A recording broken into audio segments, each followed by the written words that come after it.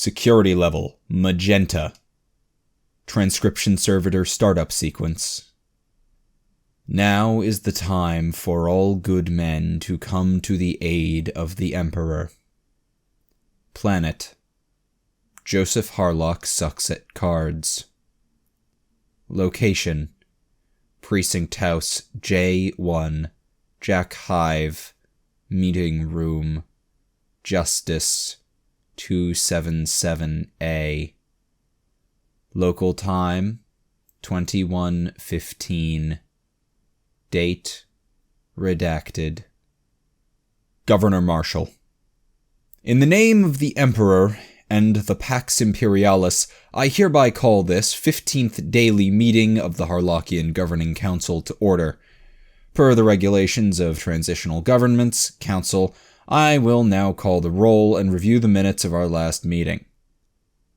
Inquisitorial Observer. Not now, man. Everyone knows what they're here for. At least I hope you all do by now. Now let's get this started. Administratum, you first. Go. Administratum Representative. Governor Marshall. Representing the Adeptus Ministorum, Priest Gregory Hammond. Representing the Adeptus Administratum, Sub-Prefect Lawrence DuPont.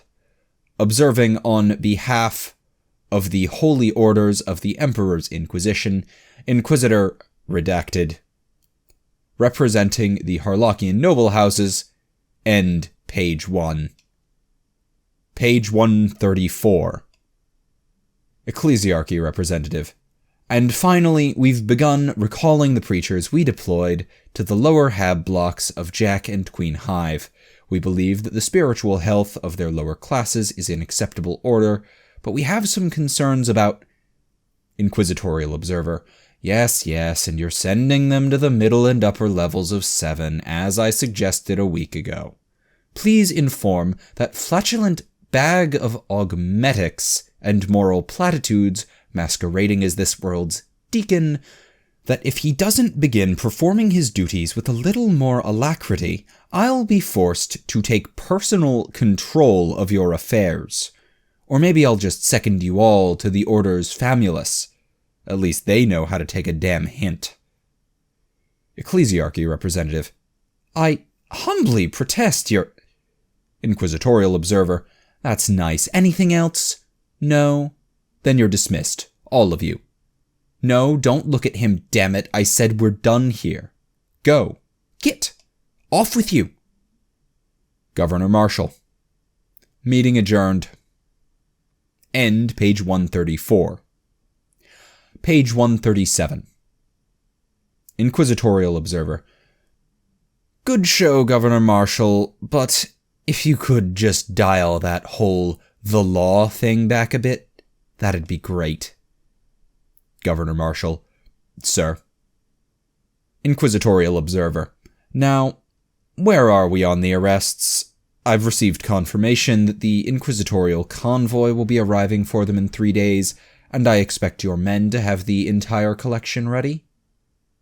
Governor Marshall. The last of the fugitives was apprehended this morning. We'll have shuttles ready to begin transferring them into your custody as soon as you're ready. Inquisitorial Observer. My custody? Oh no, I'd be wasted on guard duty, and I've got plenty on my plate putting this whole mess of a planet back in working order. I shudder to think what you'd do without me.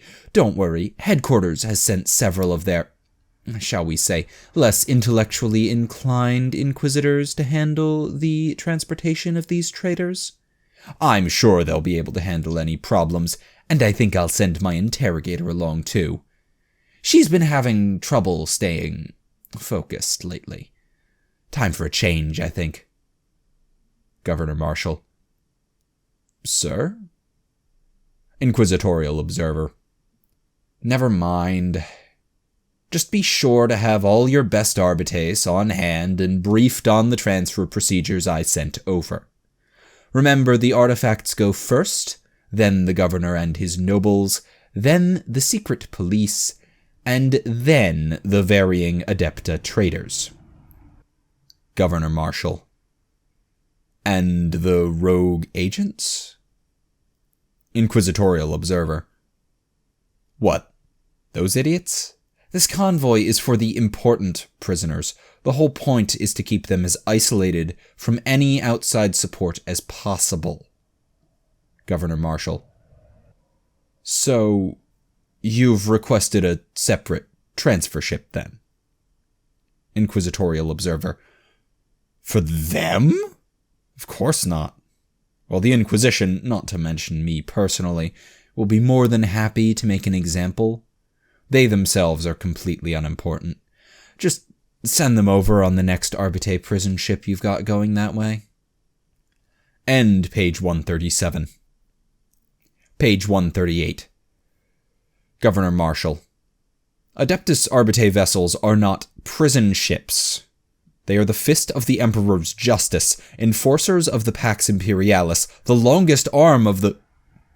Inquisitorial Observer. Yes, I get the picture, but they are Imperial vessels. They surely have a brig, or at the very least a closet or laundry room where you dump drunken crew. Chuck the idiots in there. Governor Marshall. You are instructing me to transport a rogue team of highly trained inquisitorial agents to their trial in a laundry room. Inquisitorial Observer.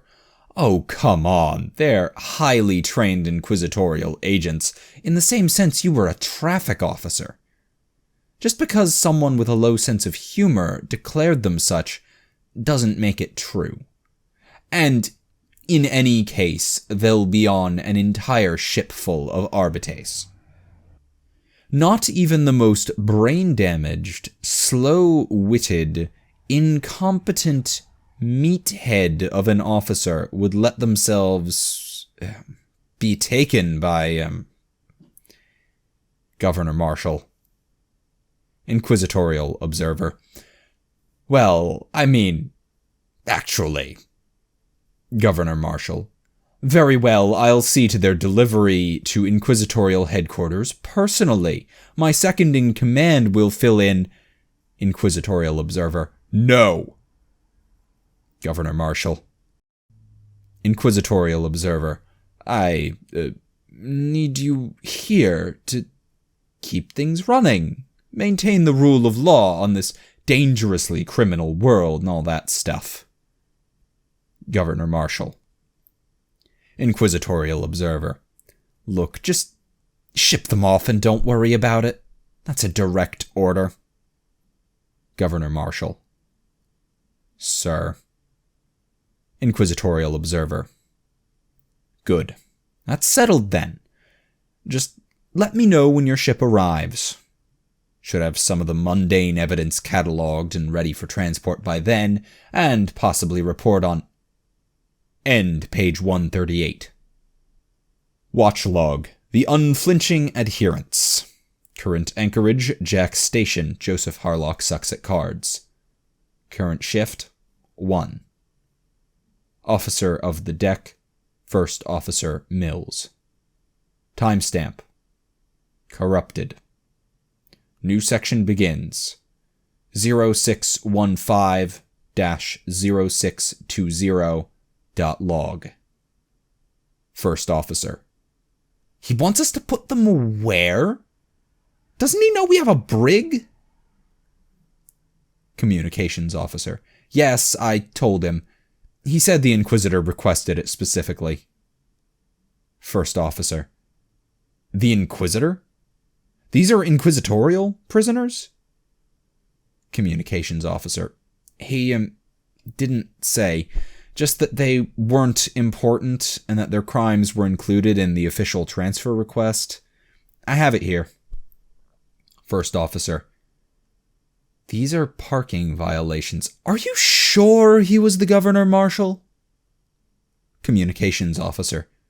Yes, definitely. Very, very definitely. First Officer. None of this makes any sense. Communications Officer. I told him that, sir. He just said it wasn't our job to understand the law. Just enforce it. First Officer. He's right about that at least. Who the hell did these guys piss off to get themselves shipped to Inquisitorial headquarters for a bunch of unpaid parking tickets? Communications Officer. The Inquisition? First Officer. Well, obviously. The poor dumb bastards. Get this filed away to the Quartermaster's office along with the shipping request, and inform the head Medicae that she's getting a new patient. Oh, and send a copy to the head proctor as well. At least this means we can switch a few of his trainees from janitorial to guard duty. He'll like that. Now, please tell me the rest of the overnight communiques were more sensible. Announcements. All hands notice, Laundry Room B. Until further notice, Laundry Room B is considered a restricted area off limits to ship crew, and to be kept under guard at all times. Laundry deliveries and pickups will continue as scheduled via the starboard entrance. Contact the training office with any issues relating to this change. All hands notice, Tech Heresy. The modification of ship systems by the unordained is an abomination in the photoreceptors of the Omnissiah. Acts of Tech Heresy will be punished. You have been warned. All hands notice. Laundry changes.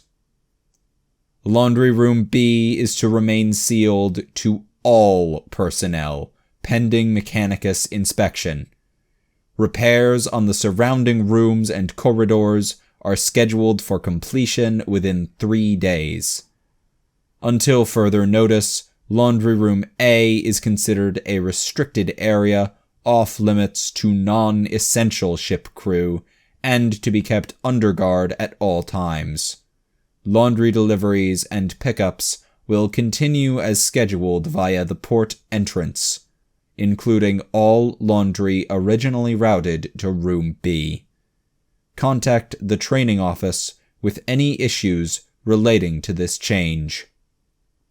All hands notice. Laundry schedule. Laundry will be processed in the order it is collected and delivered. Priority will not be given to anyone. All hands notice. Fraternization with prisoners. All arbites and ship crew are reminded that personal and commercial interactions with prisoners, including those confined to locations other than the brig, is forbidden and will be punished if discovered. All hands notice. Reminder. Regulations on gambling. All arbites are advised that while the Pax Imperialis does not concern itself with gambling, under Arbite naval regulations, all games of chance are strictly forbidden. Crew are strongly encouraged to follow this example well. All hands notice. Lost equipment. All hands are reminded that, per Arbite Naval Regulation 39M-1025-J, any equipment assigned to them by the Quartermaster's office is their responsibility, and its misplacement is considered a Class 3 infraction. All hands notice. Identification badge. Any arbite or crew to come across an unattended identification badge is to immediately deliver it to the head intelligencer's office. Lost and found. A lost and found office has been established adjacent to Laundry Room A. Some fees may apply. Head Intelligencer Clouseau. All hands notice. Reminder. Firing range rules. All weapons, ammunition, and war gear checked out for training purposes must be either expended or returned by end of shift. Any Arbite who fails to adhere to these rules will be banned from the range. All hands notice. Firing range restrictions. The following items are no longer available at the firing range until further notice.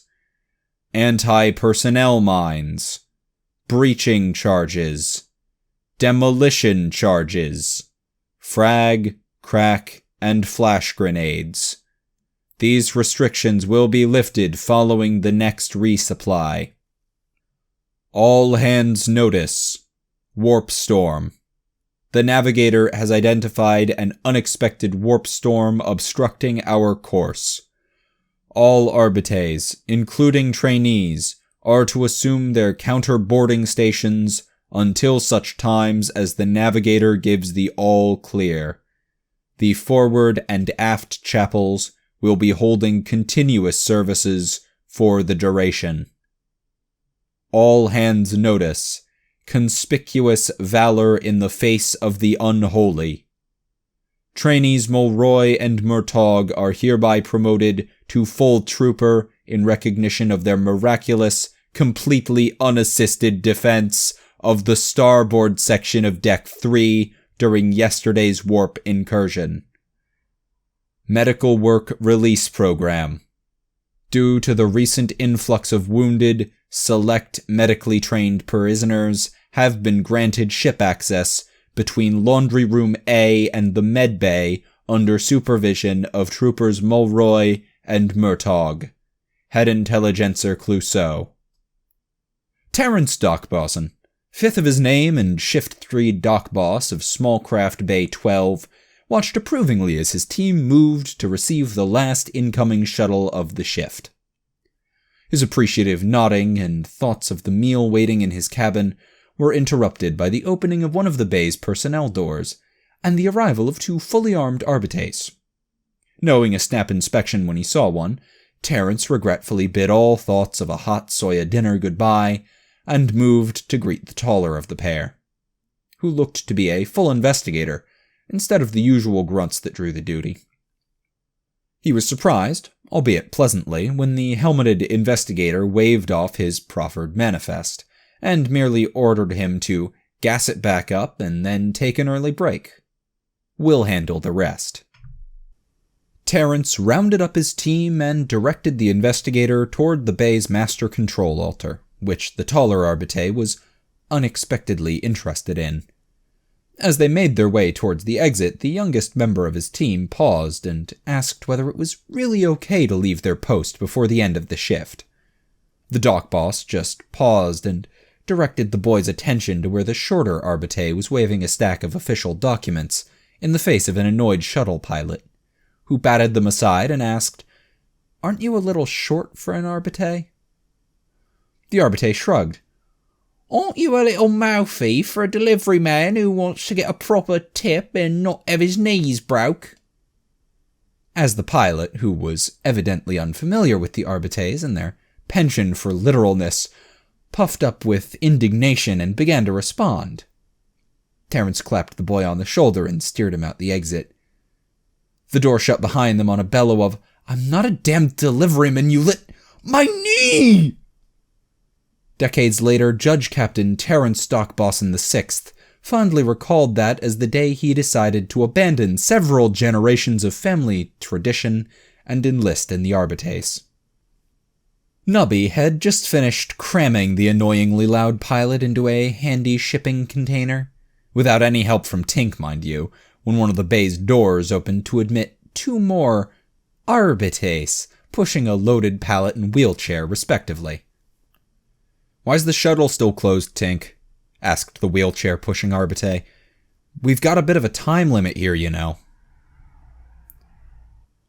Up at the control altar, Tink jabbed a few more buttons before throwing his arms up in the air. "What the hell do you want me to do about it, smartass? This thing just controls the doors and maglocks. Go ask Nubby, he's the one who was too busy arguing with the pilot to notice it closing." "I thought he had a key or something. What sort of idiot locks himself out of his own damn shuttle? That's what I want to know," Doc groaned and rubbed his oversized helmet as the pair started arguing. He looked to his wheelchair's occupant for some sort of direction, but given the amount of anesthetics and painkillers Sarge was currently on, all he got was a few spit bubbles and a snore. Twitch watched the pair for a second in case an order of some sort was forthcoming, and then shrugged, popped open one of the crates on his pallet, and pulled out a breaching charge. He'd already started adhering the explosive to the shuttle's airlock before the other guardsmen noticed what he was doing and shouted at him to stop. The demolitions trooper turned to see why everyone was so upset about him sticking explosives to their getaway vehicle. Behind him, the airlock door slid open, briefly sticking on the charge before scraping it off to reveal 3 figures. The robed, data slate-holding man on the left paused as his foot landed on something sticky, looked down, and froze. The carapace-armored and helmeted Sister of Battle on the right of the group froze as well, staring blankly at the assorted arbites at the bottom of the ramp. The third figure, the one with the Ordos Xenos Inquisitorial rosette on his chest, didn't freeze. Now, if one of you would be so kind as to explain what in the Emperor's name do you think you're doing here, I might just be willing to... Interrogator Sergeant? Nubby, Tink, and Twitch all made choking noises. Doc, however, popped his visor up and looked Inquisitor Oak straight in the eye. Escaping? The Inquisitor paused, began to speak, paused again, and then exploded. Oh, you've got to be kidding me. Now! You're doing this now! All 4 guardsmen took a step backwards. Do you have any idea how hard this is going to make... The Inquisitor abruptly broke off his rant and deflated. No, of course you don't. You didn't need to know, did you? You don't mean... began Tink, only to be cut off as the data slate-wielding interrogator announced, 10 minutes, sir. Oak winced. No time, I'll explain later, I promise you. But if I'm going to salvage this, I need all of you to get back to your cells right now. Twitch looked to Nubby, who looked to Tink, who looked to Doc, who vainly looked down at Sarge for a second before accepting that the buck had well and truly stopped. Oak, seeing the hesitation and interpreting it as something more than agonized dithering, let out an annoyed groan, and turned to the Sister of Battle at his side. Would you please do something about this? Amelia Delorisista Amanita Trigastrata Zeldana Malefi von Humperdinck shrugged, pulled off her stupid helmet, and announced, Come on, you idiots, let's go back to your cells. She jogged down the ramp, past a slack-jawed Twitch and Nubby, and without pausing grabbed the wheelchair from Doc. Double time, soldiers, that's an order, guardsmen. Right, Sarge?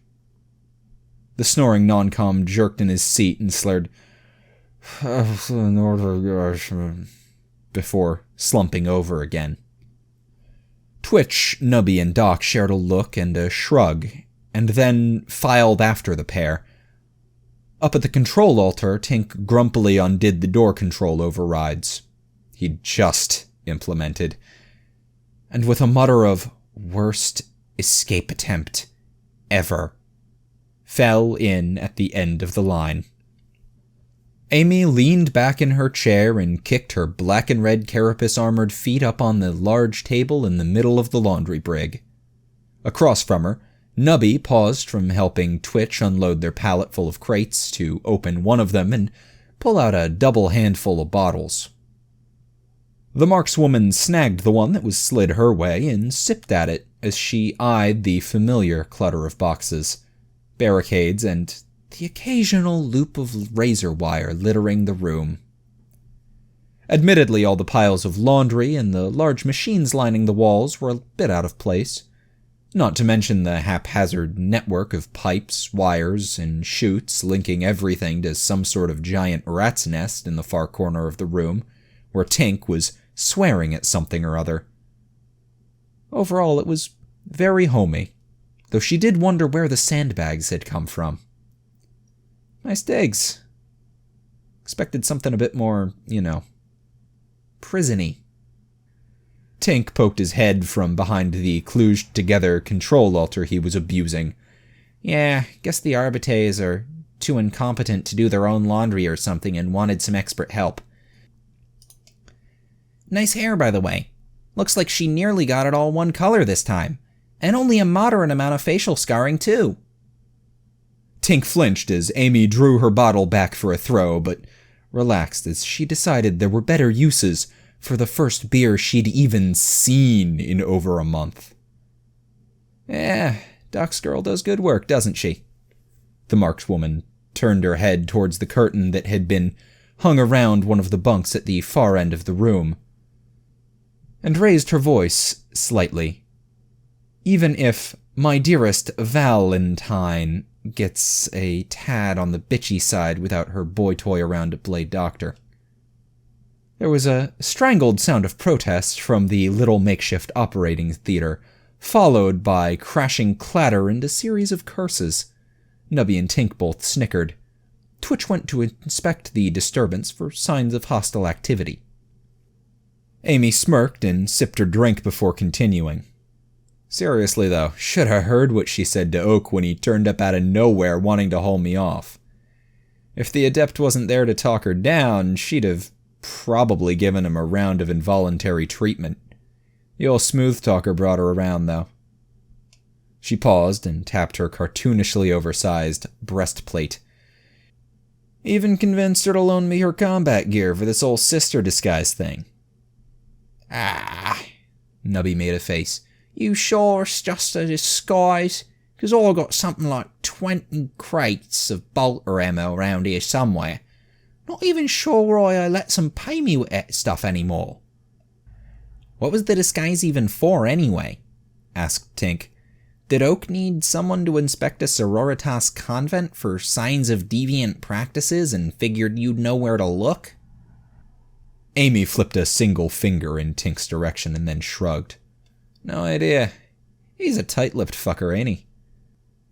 And I swear, that interrogator of his hasn't spent more than 10 minutes off that data slate since I met him. All I know is they showed up in the medbay with the adept and said you guys needed my help. And that I'd have to disguise myself as... The markswoman adopted a slightly creaky lecturing tone. Literally anything that isn't a guardswoman, if you can manage that. Amy paused to sip her drink. Didn't tell me a single fucking thing about what was actually going on, just that you guys had done better than expected on your mission. You had infiltrated an Arbite vessel on its way to Inquisitorial headquarters. I asked he was sure he hadn't meant arrested, and Oak said the agent he'd sent to contact you hadn't been able to confirm anything, which is why we were all going. Twitch abruptly poked his head out from the operating theater. Agent? What agent? How was he supposed to contact us? What was his call sign? How the hell should I know? Amy shrugged again. I gather it was some guy you knew. One of your old interrogators, I think. Twitch paused, leaned back behind the curtain to ask Doc something, and then started swearing. Nubby and Tink both stared in confusion for a few seconds before the shorter trooper abruptly snapped his fingers. Oh. I thought I recognized that guy from somewhere. Should have said he was here from Oak, bursting in all unannounced, shouting about how we had to hide him before the Arbites got here. Didn't quite convey the message. Amy raised an eyebrow. So, what happened to him? See that blast mark over there?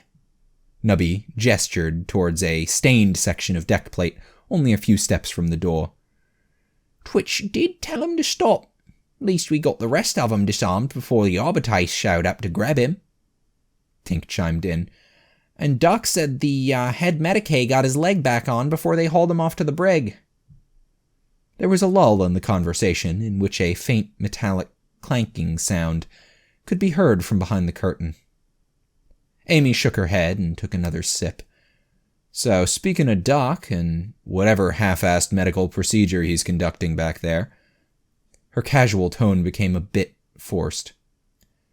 Would anyone care to explain why the fuck Sarge is riding around in a wheelchair in nothing but a hospital gown, high as a kite and minus one hand?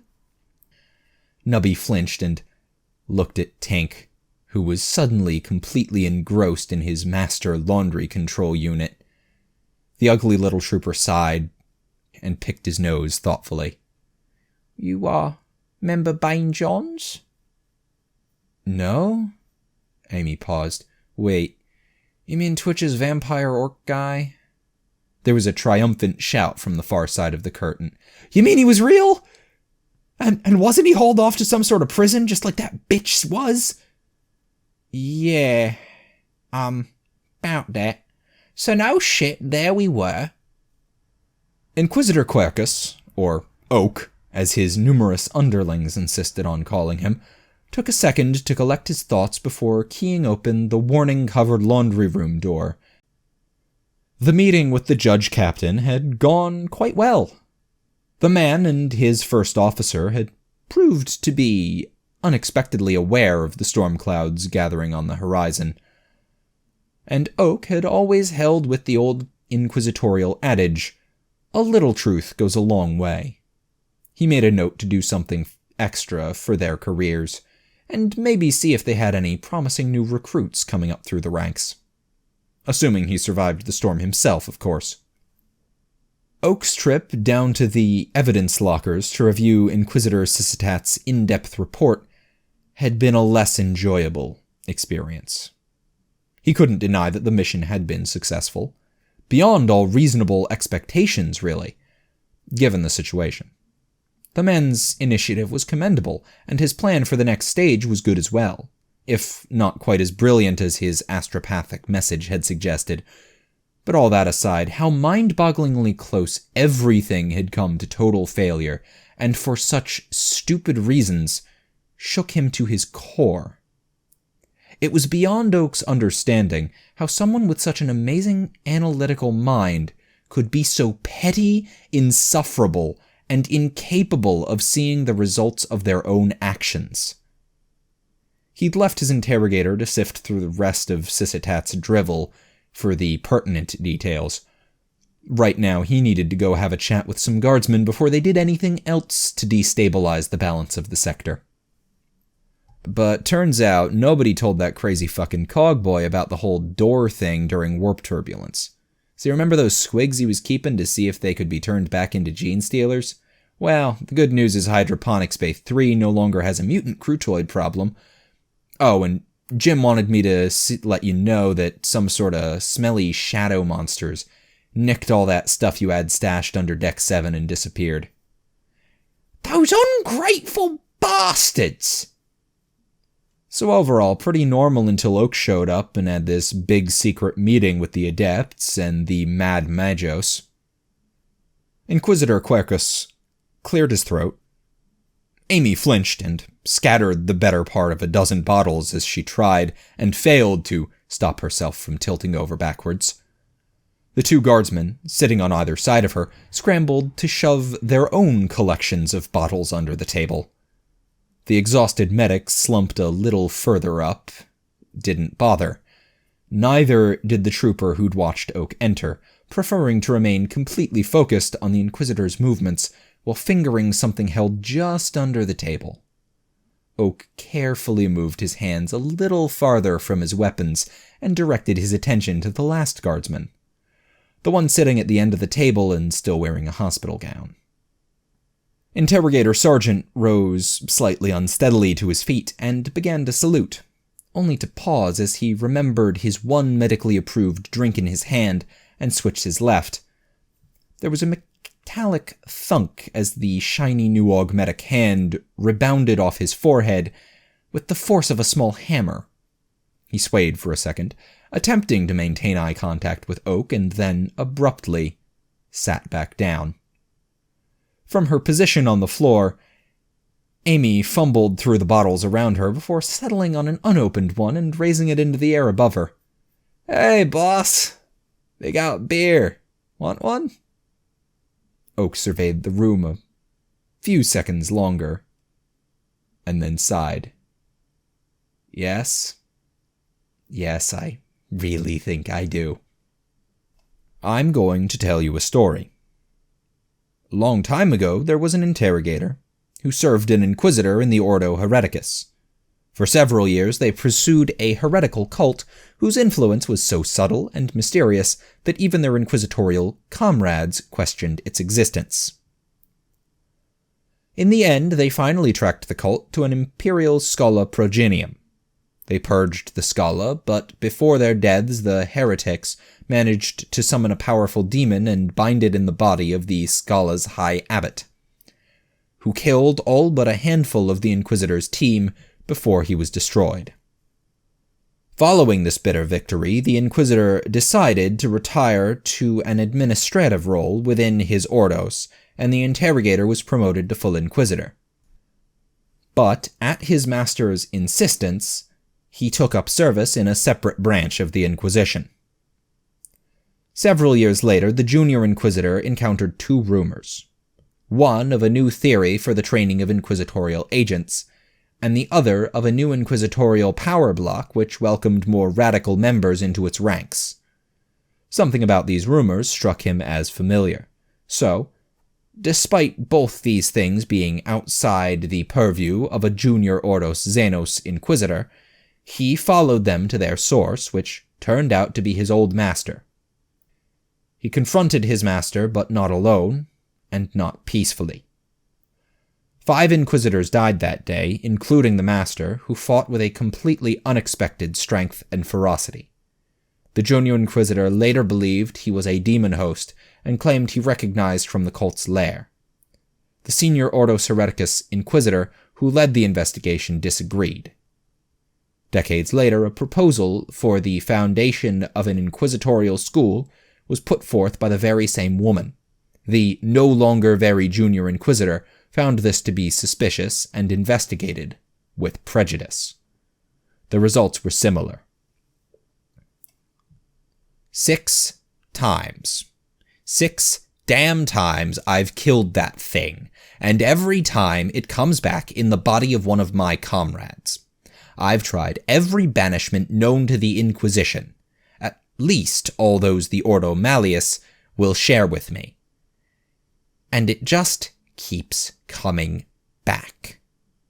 Even the time we just burned the entire planet from orbit. Eventually, it got just as tired of dying as I was of it coming back, though. It decided to just wait me out, laying low and pulling at strings from somewhere inside Inquisitorial headquarters, still trying to get that heretical school of its founded. So I did the only thing I could think of. I stole the damn thing's idea out from under it. And now here I am, glorified kindergarten teacher to a never-ending stream of psychopaths, incompetents, and power seekers whose own Inquisitors couldn't be bothered to properly mentor them. Not where I saw myself when I was a starry-eyed young adept, but at least it gives me some influence and I use it as best I can to foil the damn thing's plans. For the last century and a half, we've been in this stalemate, dancing around and keeping each other cut down to size. The damn thing has been gaining on me, though, slowly picking off my supporters and alienating me from the rest of the Inquisition. But I'm not done yet, and this time I have a way to end things once and for all. It must think so too, otherwise it wouldn't have launched its attack so prematurely. It and its conspiracy may have branded me a rogue and neutralized most of my teams and allies, but it exposed itself in the process. And where it really, truly mattered, it completely botched things. Which brings me to you. With your help, Inquisitor Sysitat secured a collection of heretical artifacts which had been stolen, restolen, and then re-restolen. Those artifacts, along with Sysitat's official report and every heretic on that benighted world, were put on an official inquisitorial convoy guarded by every single suspected traitor, closet radical, and power-hungry idiot both the conspiracy and my remaining allies at sector headquarters could find. Putting all the bad eggs in one basket, as they say. I believe this vessel passed through what was left of them just over a week ago. The boxes, which had held those artifacts on the other hand, are sitting in this ship's hold, being used to transport your personal effects and other assorted mundane evidence to the sector's Inquisitorial headquarters. Or they would be if you weren't currently using them to store a mixture of high explosives and alcoholic beverages, which you seemingly intended to take with you as you deserted off to Emperor knows where. I am, for perhaps the first time in Inquisitorial history, going to assume that you weren't doing this out of some heretical desire to undermine the fabric of the Imperium, and just didn't need to know that the entire reason you are on this ship is to smuggle those boxes into Inquisitorial headquarters, where I intend to use them to banish this demon once and for all. Sarge blinked at the Inquisitor for a second, and then shot a look at Nubby, who seemed caught between incredulity and defensiveness. Doc put a hand over his mouth before one could win out. Oak leaned across the table towards Sarge.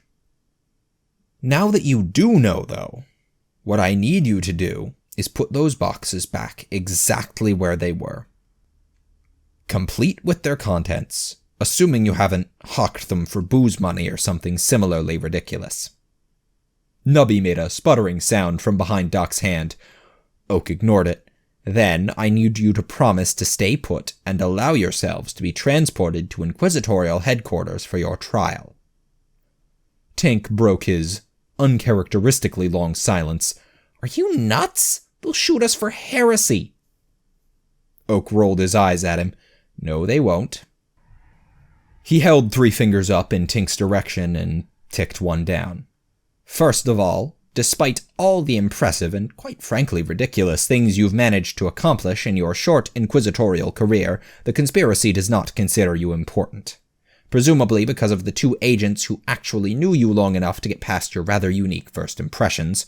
One was executed by my own agent before he could send a report, and the other fervently argued that it was all dumb luck right up until the point you incinerated her. The Inquisitor lowered another finger. Secondly, the charge is not heresy, or impersonating Inquisitor, or astropathicide for that matter.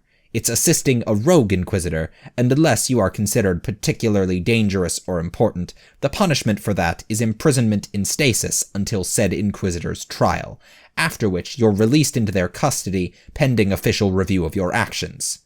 He paused for a second. Or, if they're guilty, summarily executed via plasma incineration. Tink made a strangled sound. How is that any bet? Oak cut him off. And finally, I have arranged with my remaining agents at Inquisitorial headquarters to have your sentence commuted. You will instead be assigned to a considerably lower security holding facility, which just so happens to be adjacent to the mundane evidence storage warehouse, putting you in perfect position to infiltrate it and move the boxes from the storage unit assigned to your case to the one assigned to mine. As the Inquisitor leaned back into his chair and tented his fingers in front of him, Tink, Nubby, and slightly slurring Amy all burst into objections. Sarge ignored them and looked to Doc, who scratched his head for a second, then shrugged. Across the table, Twitch raised the detonator in his hand ever so slightly into view, and waggled it back and forth. Sarge shook his head. After nearly a minute of thought, he brought both his fists down on the table for silence, then paused briefly to examine the dent his left hand had left in it, and then looked the Inquisitor into the eye. So let me get this straight, growled the non-com. You want us to allow ourselves to be arrested by the Inquisition, and then break out of an Inquisitorial prison into a top-secret storage facility, where we will then tamper with the evidence for the highest profile case in the sector. Oak nodded. And if we somehow succeed in this suicide mission, what then? Continued Sarge. Well, either I banish a demon that's been corrupting the Inquisition for over 2 centuries and use my heroic status to quash all charges against you, or, he shrugged, you still wind up with a lighter sentence than you would have gotten anyway. And you're absolutely certain we'll get that lighter sentence? The Inquisitor looked around the table, his eyes briefly stopping on Amy, and then nodded. I've already made sure of it. Sarge sighed and rubbed his face with his good hand. Well, we've had worse missions. You've been listening to another tale from Cloak and Dagger Narrations. If you enjoyed what you just heard, please consider flinging money wildly in the general direction of my Patreon, or using the paypal.me link for a single-use, money-flinging alternative. If you'd like to listen to these narrations without the plug, or download them free of charge, you can find me on SoundCloud.